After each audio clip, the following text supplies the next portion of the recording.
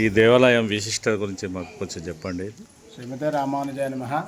జటాధరం పాండురంగం శూలహస్తం కృపానిధిం సర్వరోగహరం దేవం దత్తాత్రేయ మహాంభజే.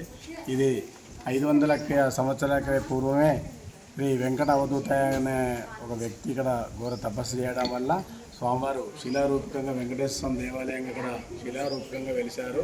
అతను స్వయంగా వెలిసినటువంటి వెంకటేశ్వర స్వామి. అదేవిధంగా ఇది దత్తాత్రేయుడు రాహు శయన దత్తాత్రేయ స్వామిగా వెలిసినటువంటి ఒక క్షేత్రము.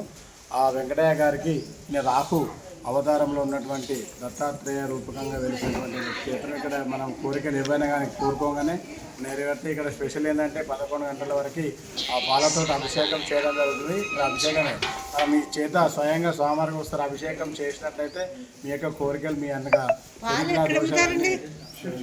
మీ యొక్క కోరికలన్నీ ఇంకే తొలగిపోతాయి. కాబట్టి భగవంతుడు ఇలాంటి క్షేత్రం ఎక్కడ లేదండి. మీ అందరు మీరు మనస్సు అనే పుష్పాన్ని ఇక్కడ అర్పించినట్లయితే ఇట్టే మీ కోరికలు నెరవేరుతాయి.